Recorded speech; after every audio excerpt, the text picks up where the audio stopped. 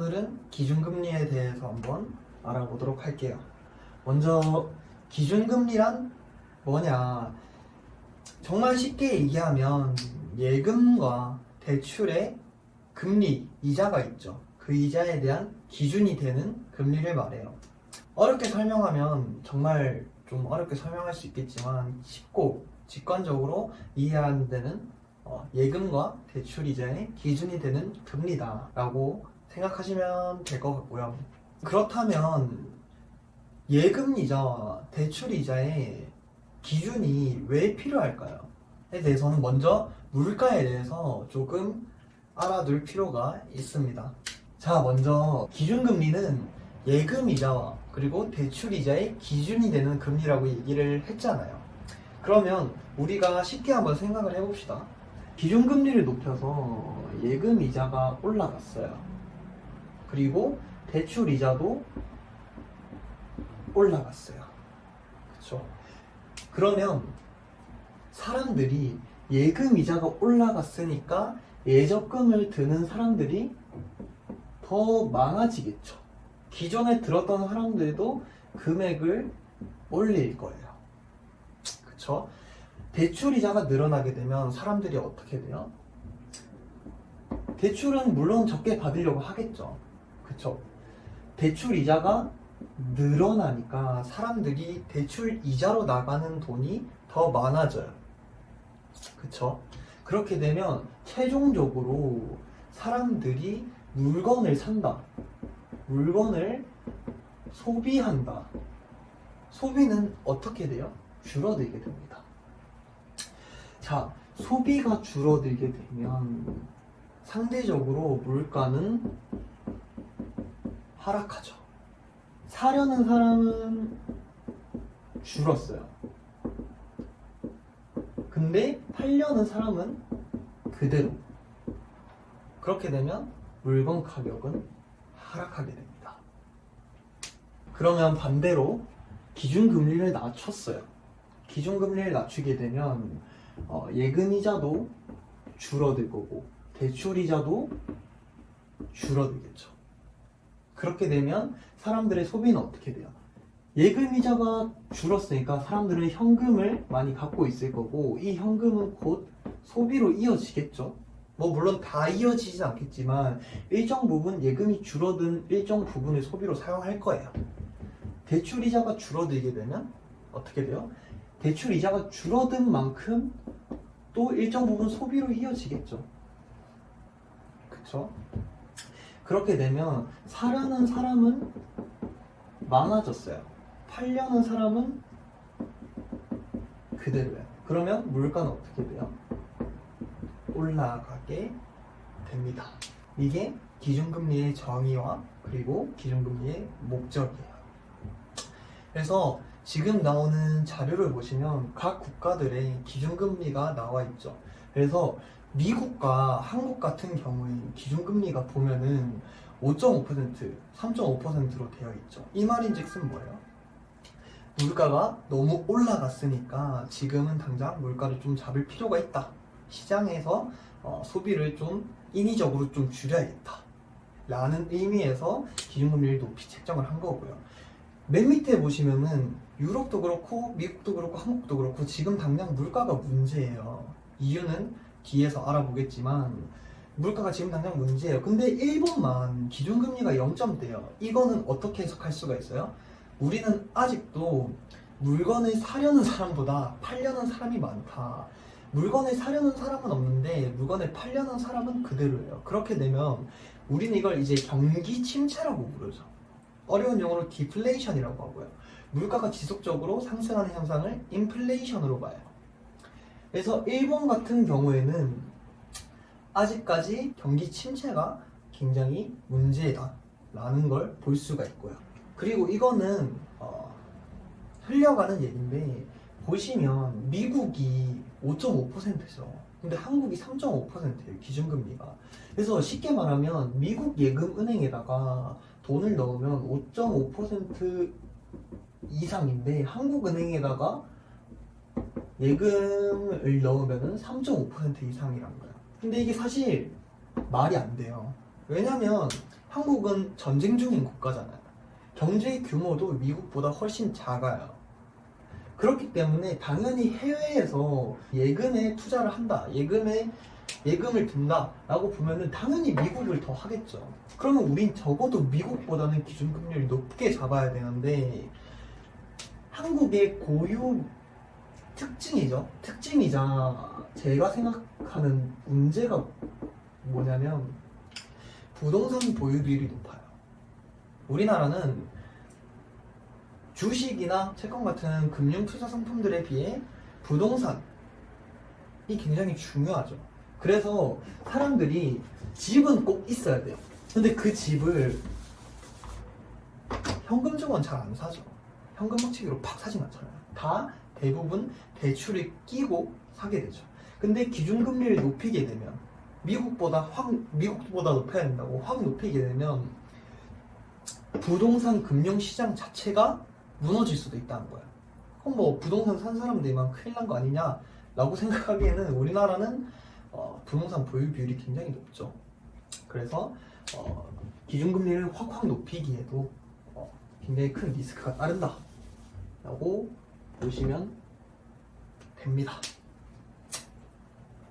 자, 이제 여기까지는 기준금리의 교과서적인 내용이었고, 중요한 거는 기준금리가 투자를 하는데 어떤 영향을 미치느냐가 제일 중요한 거잖아요. 그쵸? 보시면은 기준금리가 있고 그 다음에 코스피 주가지수가 있죠.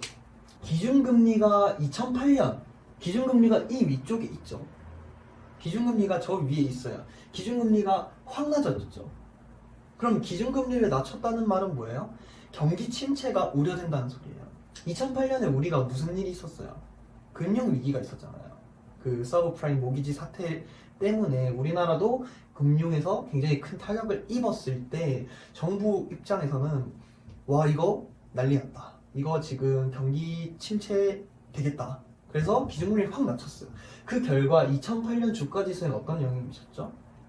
2배 정도 상승했죠. 소비에 주식, 채권과 같은 금융 투자에도 영향을 미치게 되는 거예요. 그쵸? 보시면은 기준금리가 확 낮아진 2008년에 한번 주가가 거의 2배 가까이, 2년 새에 2배 가까이 뛰었고, 그 다음으로 보시면은 코로나19가 2019년 말에 팡 터지죠. 정부 입장에서는 경기 침체를 고려하게 된 거예요. 지속적인 물가 하락을 걱정하게 된 거예요. 그래서 기준금리를 0점대까지 낮췄어요. 그 결과 어떻게 돼요? 기준금리를 낮춘 그 시점부터 2020년부터 2021년까지 코스피 주가지수는 최고점을 찍었어요. 그 다음 이제 시중의 통화량이 확 풀렸을 거 아니에요. 코로나가 수습이 되고 나니까 이제는 시중의 통화량이 많아지면 어떻게 된다 그랬어요? 물가가 확 오르게 되죠. 물건의 가치가 확 오르게 되죠.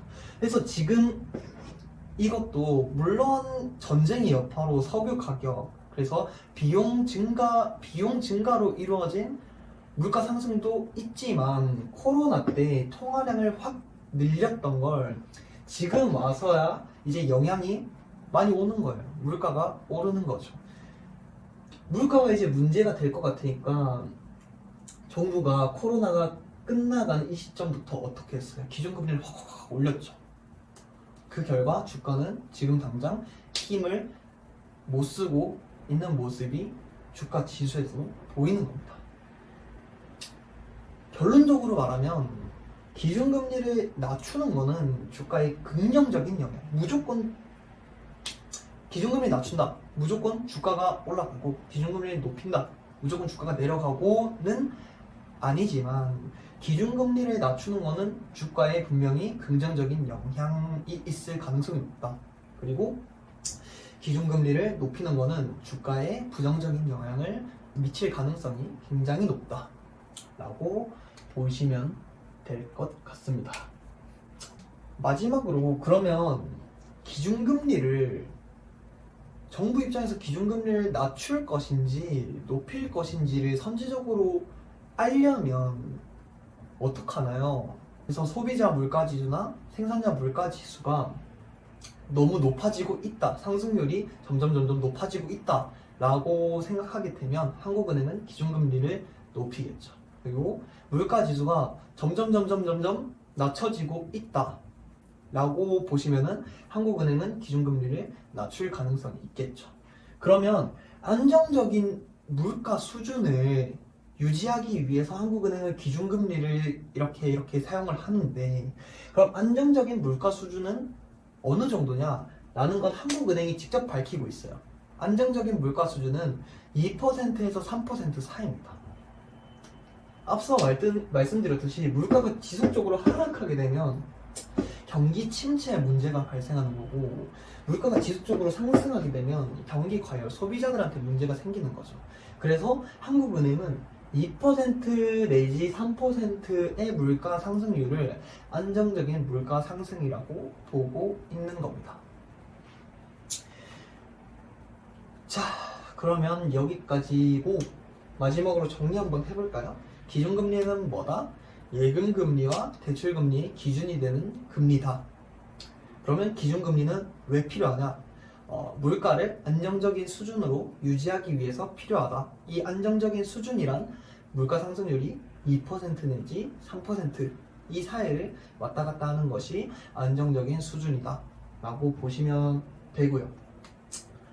그 다음에 기준금리가 높아지게 되면 소비가 줄어들게 되고, 소비가 줄어들게 되면 물가가 하락하게 된다. 기준금리가 낮아지게 되면 소비가 늘어나고, 소비가 늘어나면 물가가 올라가게 된다. 주식은 기준금리가 낮아지게 되면 주식이 긍정적인 영향을 받을 확률이 높다. 그리고 기준금리가 높아지게 되면 주식에 악영향을 미칠 확률이 굉장히 높다 라고 보시면 됩니다. 여담이지만 이거는 나중에 정말 주식에 대해서 좀 공부를 할 때 얘기를 드릴 건데, 미리 좀 말씀을 드리자면, 코스피가 기준금리랑 방향이 보면 반비례하죠. 그러면 코스피에 있는 종목을 사면 되겠네, 그쵸? 그렇긴 한데 모든 코스피 종목들이 당연하게도 코스피와 똑같이 움직이진 않아요. 대신 삼성전자는 코스피와 비슷하게 움직입니다. 왜냐면 규모가 크고 거의 코스피의 대표예요, 삼성전자가. 그러니까 그림을 보시면은 삼성전자는 주가와 그리고 코스피 지수가 비슷하게 움직이는, 거의 일치하게 움직이는 경향이 보이는데, 다른 종목들을 보시면은 코스피 지수와 삼성전자만큼 일치하게 움직이진 않아요. 그렇기 때문에 개별 종목들에 대한 분석이 또 필요한 거고요. 그래서 어찌됐든 간에 오늘 기준금리에 대한 내용을 알게 되면, 기준금리 관련된 뉴스를 보게 되면 어느 정도 내가 투자를 하게 되는데 많이 도움이 될 거예요. 그래서 기준금리에 대한 얘기는 여기까지. 감사합니다.